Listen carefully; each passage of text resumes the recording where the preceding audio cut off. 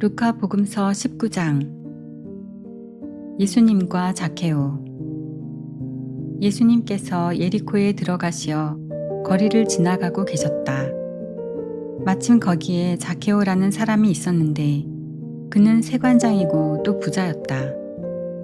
그는 예수님께서 어떠한 분이신지 보려고 애썼지만 군중에 가려 볼 수가 없었다. 키가 작았기 때문이다. 그래서 앞질러 달려가 돌 무화과 나무로 올라갔다. 그곳을 지나시는 예수님을 보려는 것이었다. 예수님께서 거기에 이르러 위를 쳐다보시며 그에게 이르셨다. 자케오야, 얼른 내려오너라. 오늘은 내가 내 집에 머물러야 하겠다. 자케오는 얼른 내려와 예수님을 기쁘게 맞아들였다. 그것을 보고 사람들은 모두 저희가 죄인의 집에 들어가 묵는군 하고 투덜거렸다. 그러나 자케오는 일어서서 주님께 말하였다. 보십시오 주님, 제 재산의 반을 가난한 이들에게 주겠습니다. 그리고 제가 다른 사람 것을 횡령하였다면 4곱절로 갚겠습니다. 그러자 예수님께서 그에게 이르셨다. 오늘 이 집에 구원이 내렸다. 이 사람도 아브라함의 자손이기 때문이다. 사람의 아들은 잃은 이들을 찾아 구원하러 왔다. 미나의 비유. 사람들이 이 말씀을 듣고 있을 때에 예수님께서는 비유 하나를 덧붙여 말씀하셨다. 예수님께서 예루살렘에 가까이 이르신 데다 사람들이 하느님의 나라가 당장 나타나는 줄로 생각하고 있었기 때문이다. 그리하여 예수님께서 이르셨다. 어떤 귀족이 왕권을 받아오려고 먼 고장으로 떠나게 되었다. 그래서 그는 종 10사람을 불러 10미나를 나누어 주며 내가 올 때까지 벌이를 하여라 하고 그들에게 일렀다. 그런데 그 나라 백성은 그를 미워하고 있었으므로 사절을 뒤따라 보내어 저희는 이 사람이 저희 임금이 되는 것을 바라지 않습니다 하고 말하게 하였다. 그러나 그는 왕권을 받고 돌아와 자기가 돈을 준 종들이 벌이를 얼마나 하였는지 알아볼 생각으로 그들을 불러오라고 분부하였다. 첫째 종이 들어와서 주인님, 주인님의 한 미나로 10미나를 벌어들였습니다 하고 말하였다. 그러자 주인이 그에게 일렀다. 잘하였다, 착한 종아. 내가 아주 작은 일에 성실하였으니 10고울을 다스리는 권한을 가져라. 그 다음에 둘째 종이 와서 주인님, 주인님의 한 미나로 5미나를 만들었습니다 하고 말하였다. 주인은 그에게도 일렀다. 너도 5고울을 다스려라. 그런데 다른 종은 와서 이렇게 말하였다. 주인님, 주인님의 한 미나가 여기 있습니다.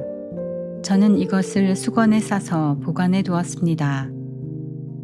주인님께서 냉혹하신 분이어서 가져다 놓지 않은 것을 가져가시고 뿌리지 않은 것을 거두어 가시기에 저는 주인님이 두려웠습니다. 그러자 주인이 그에게 말하였다. 이 악한 종아, 나는 내 입에서 나온 말로 너를 심판한다. 내가 냉혹한 사람이어서 가져다 놓지 않은 것을 가져가고 뿌리지 않은 것을 거두어 가는 줄로 알고 있었다는 말이냐. 그렇다면 어찌하여 내 돈을 은행에 넣지 않았더냐. 그리하였으면 내가 돌아왔을 때 내 돈에 이자를 붙여 되찾았을 것이다. 그러고 나서 곁에 있는 이들에게 일렀다. 저자에게서 그 한 미나를 빼앗아 10미나를 가진 이에게 주어라. 그러자 그들이 주인에게 말하였다. 주인님, 저희는 10미나나 가지고 있습니다. 내가 너희에게 말한다. 누구든지 가진 자는 더 받고 가진 것이 없는 자는 가진 것마저 빼앗길 것이다. 그리고 내가 저희들의 임금이 되는 것을 바라지 않은 그 원수들을 이리 끌어다가 내 앞에서 처형하여라. 예루살렘에 입성하시다. 예수님께서는 이 말씀을 하시고 앞장서서 예루살렘으로 오르는 길을 걸어가셨다. 올리브 산이라고 불리는 곳 근처 베파게와 베타니아에 가까이 이르셨을 때 예수님께서 제자 둘을 보내며 말씀하셨다. 맞은쪽 동네로 가거라. 그곳에 들어가면 아직 아무도 탄 적이 없는 어린 나귀 한 마리가 매여 있는 것을 보게 될 것이다. 그것을 풀어 끌고 오너라. 누가 너희에게 왜 푸는 거요 하고 묻거든 이렇게 대답하여라. 주님께서 필요하시답니다. 분부를 받은 이들이 가서 보니 예수님께서 말씀하신 그대로였다.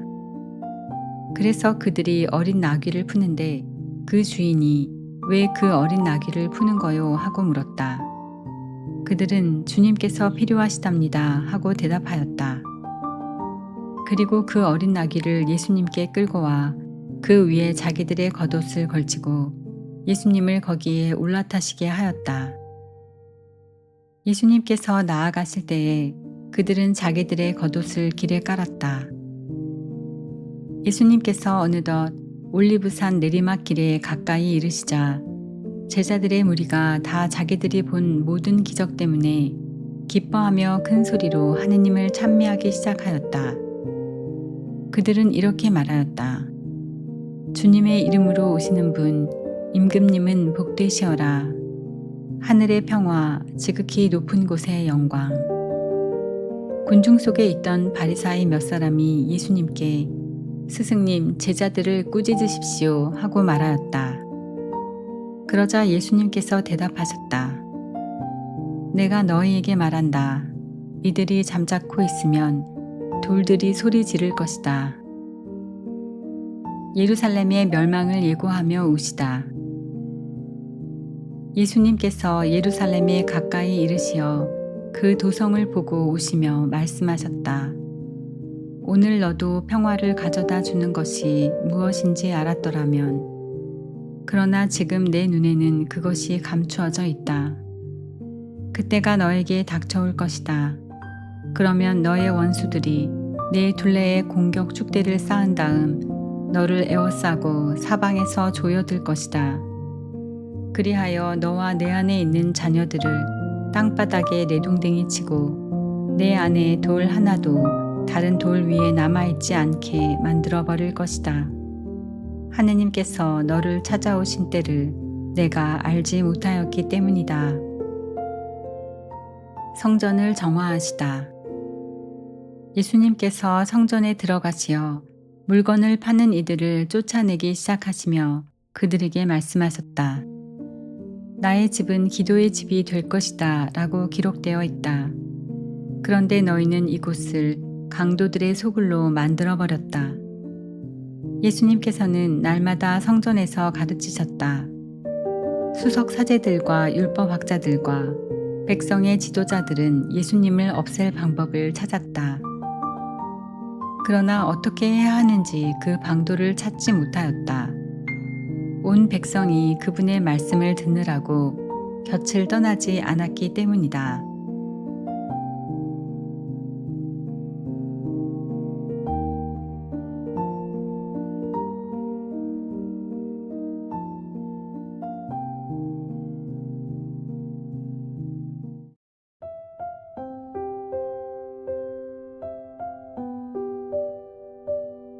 루카복음서 20장. 예수님의 권한을 문제 삼다. 예수님께서 어느 날 성전에서 백성을 가르치시며 복음을 전하고 계시는데 수석 사제들과 율법학자들이 원로들과 함께 다가와 예수님께 말하였다. 당신이 무슨 권한으로 이런 일을 하는지 또 당신에게 그러한 권한을 준 이가 누구인지 말해보시오. 그러자 예수님께서 그들에게 말씀하셨다. 나도 너희에게 한 가지 물을 터이니 대답해 보아라. 요한의 세례가 하늘에서 온 것이냐 아니면 사람에게서 온 것이냐. 그들은 저희끼리 서로 의논하였다. 하늘에서 왔다 하면 어찌하여 그를 믿지 않았느냐 하고 말할 것이요. 그렇다고 사람에게서 왔다 하면 온 백성이 요한을 예언자로 확신하고 있으니 그들이 돌을 던져 우리를 죽일 것이요. 그래서 그들은 어디에서 왔는지 모른다고 대답하였다. 그러자 예수님께서 그들에게 말씀하셨다. 나도 무슨 권한으로 이런 일을 하는지 너희에게 말하지 않겠다. 포도밭 소작인의 비유. 예수님께서 백성에게 이 비유를 말씀하기 시작하셨다. 어떤 사람이 포도밭을 일구어 소작인들에게 내주고 오랫동안 멀리 떠나 있었다. 포도철이 되자 그는 소작인들에게 종 하나를 보내어 포도밭 소출에서 얼마를 내놓으라고 하였다. 그런데 소작인들은 그를 매질하고서는 빈손으로 돌려보냈다. 주인이 또 다른 종을 보냈지만 그들은 그 종도 매질하고 모욕하고 나서 빈손으로 돌려보냈다. 그리고 또 세 번째 종을 보냈더니 그들은 그 종도 상처를 입히고 내쫓아 버렸다. 그래서 포도밭 주인은 어떻게 할까? 사랑하는 내 아들을 보내야겠다. 내 아들이야 존중해 주겠지 하고 말하였다. 그러나 소작인들은 그 아들을 보자 저자가 상속자다. 저자를 죽여버리자. 그러면 이 상속 재산이 우리 차지가 될 것이다. 하고 서로 의논하면서 그를 포도밭 밖으로 던져 죽여버렸다. 그러니 포도밭 주인은 그들을 어떻게 하겠느냐. 그는 돌아와 그 소작인들을 없애버리고 포도밭을 다른 이들에게 줄 것이다. 사람들이 이 말씀을 듣고 그런 일은 있을 수 없습니다 하고 말하였다. 그러자 예수님께서 그들을 똑바로 보시며 말씀하셨다. 그러면 이렇게 기록된 말씀은 무슨 뜻이냐?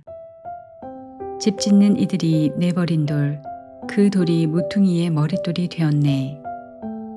그 돌 위에 떨어지는 자는 누구나 부서지고 그 돌에 맞는 자는 누구나 으스러질 것이다. 율법 학자들과 수석 사제들은 예수님께서 자기들을 두고 이 비유를 말씀하신 것을 알아차리고 당장 예수님께 손을 대려고 하였으나 백성이 두려웠다. 황제에게 세금을 내는 문제. 그리하여 그들은 기회를 엿보다가 선량한 사람처럼 꾸민 앞잡이들을 보내어 예수님의 말씀을 빌미로 그분을 붙잡게 하였다. 예수님을 직권과 사법권을 가진 총독에게 넘기려는 것이었다. 그들이 예수님께 물었다. 스승님, 저희는 스승님께서 올바르게 말씀하시고 가르치시며 사람을 그 신분에 따라 가리지 않으시고 하느님의 길을 참되게 가르치신다는 것을 압니다. 그런데 저희가 황제에게 조세를 내는 것이 합당합니까? 합당하지 않습니까? 예수님께서는 그들의 교활한 속셈을 꿰뚫어 보시고 그들에게 말씀하셨다. 데나리온 한 잎을 나에게 보여라. 누구의 초상과 글자가 새겨져 있느냐? 그들이 황제의 것입니다 하고 대답하였다. 이에 예수님께서 그들에게 이르셨다. 그러면 황제의 것은 황제에게 돌려주고 하느님의 것은 하느님께 돌려드려라. 그들은 예수님께서 하신 말씀을 빌미로 백성 앞에서 그분을 붙잡지 못하였을 뿐만 아니라 그분의 답변에 경탄하며 입을 다물었다. 부활 논쟁. 부활이 없다고 주장하는 사두가의 몇 사람이 예수님께 다가와 물었다. 스승님, 모세는 어떤 사람의 형제가 자식 없이 아내를 남기고 죽으면 그 사람이 죽은 이의 아내를 맞아들여 형제의 후사를 일으켜 주어야 한다고 저희를 위하여 기록해 놓았습니다. 그런데 7 형제가 있었습니다. 마지가 아내를 맞아들였는데 자식 없이 죽었습니다. 그래서 둘째가, 그 다음에는 셋째가 그 여자를 맞아들였습니다. 그렇게 7이 모두 자식을 남기지 못하고 죽었습니다. 마침내 그 부인도 죽었습니다. 그러면 부활 때에 그 여자는 그들 가운데 누구의 아내가 되겠습니까? 7이 다 그 여자를 아내로 맞아들였으니 말입니다. 예수님께서 그들에게 이르셨다. 이 세상 사람들은 장가도 들고 시집도 간다. 그러나 저 세상에 참여하고 또 죽은 이들의 부활에 참여할 자격이 있다고 판단받는 이들은 더 이상 장가드는 일도 시집가는 일도 없을 것이다. 천사들과 같아져서 더 이상 죽는 일도 없다. 그들은 또한 부활에 동참하여 하느님의 자녀가 된다.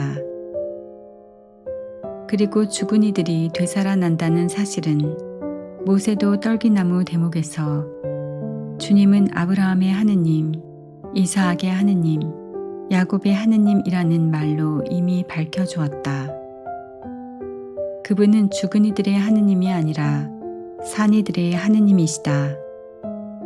사실 하느님께는 모든 사람이 살아있는 것이다. 그러자 율법학자 몇 사람이 스승님 잘 말씀하셨습니다 하였다. 사람들은 감히 그분께 더 이상 묻지 못하였다. 다윗의 자손이시며 주님이신 예수 그리스도. 예수님께서 또 그들에게 말씀하셨다. 어찌하여 사람들이 메시아가 다윗의 자손이라고 말하느냐? 다윗 자신이 시편에서 말한다. 주님께서 내 주님께 말씀하셨다. 내 오른쪽에 앉아라. 내가 너의 원수들을 내 발판으로 삼을 때까지. 이렇게 다윗이 메시아를 주님이라고 부르는데 어떻게 메시아가 다윗의 자손이 되느냐? 율법 학자들을 조심하여라. 예수님께서는 모든 백성이 듣고 있는 가운데 제자들에게 이르셨다. 율법 학자들을 경계하여라. 그들은 긴 겉옷을 입고 나다니기를 즐기고 장터에서 인사받기를 좋아하며 회당에서는 높은 자리를, 잔치 때에는 윗자리를 좋아한다. 그들은 과부들의 가산을 등쳐먹으면서 남에게 보이려고 기도는 길게 한다. 이러한 자들은 더욱 엄중히 단죄를 받을 것이다.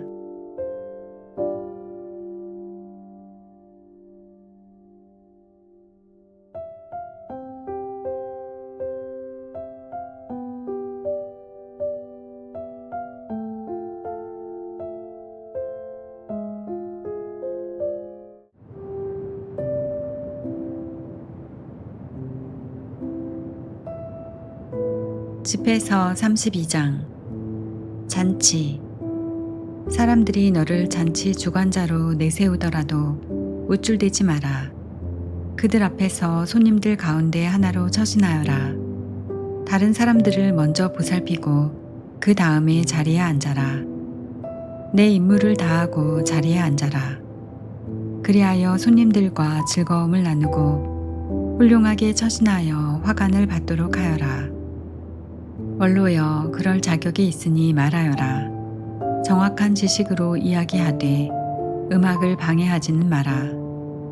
여흥이 한창일 때 말을 많이 하지 말고 적절하지 못한 때에 지혜로운 채 하지 마라. 술자리에서 연주되는 음악은 금장식에 박힌 홍옥인장과 같다. 맛 좋은 술의 노랫가락은 금장신구에 박힌 취옥인장과 같다. 젊은이여, 필요하다면 말을 하여라. 그러나 사람들이 요청하더라도 2번 이상은 말하지 마라. 많은 것을 간결하게 말하고 알면서도 침묵하는 사람이 되어라. 고관들 가운데에서는 권위를 내세우지 말고 노인들이 있는 자리에서는 말을 많이 하지 마라. 천둥에 앞서 번개가 치듯 겸손한 이에게는 호의가 앞서간다. 제때에 일어나고 마지막까지 남지 마라. 머뭇거리지 말고 곧장 집으로 가거라. 술자리에서는 마음껏 즐기고 내 생각대로 하되 거만한 말로 죄짓는 일이 없도록 하여라. 이 모든 일을 두고 너를 만드신 분께 찬미를 드려라. 그분께서는 당신의 선물로 너를 흡족하게 해주신다. 제4부 하느님 경외와 처세. 하느님을 경외하여라. 주님을 경외하는 이는 교훈을 받아들이고 일찍 일어나 주님을 찾는 이들은 그분의 인정을 받게 되리라. 율법을 찾는 이는 율법으로 충만하고 위선자는 율법에 걸려 넘어지리라. 주님을 경외하는 이들은 올바른 심판을 받게 되고 의로운 행동들을 빛처럼 빛나게 하리라. 죄인은 꾸지람을 멀리하고 제 뜻에 맞는 판결만을 찾으리라. 지각 있는 사람은 사려 깊은 생각을 지나치지 않지만 거만하고 오만한 자는 겁없이 나서리라. 지각 없이 행동하지 말고 행동하는 동안에는 마음을 바꾸지 마라. 험한 길을 가지 말고 자갈밭에서 넘어지지 마라. 가보지 않은 길에서 방심하지 말고 자녀들에게 주의를 기울여라. 모든 일에서 너 자신을 지켜라. 이것도 계명을 지키는 것이다. 율법을 믿는 이는 계명에 주의를 기울이고 주님을 신뢰하는 이는 해를 입지 않으리라.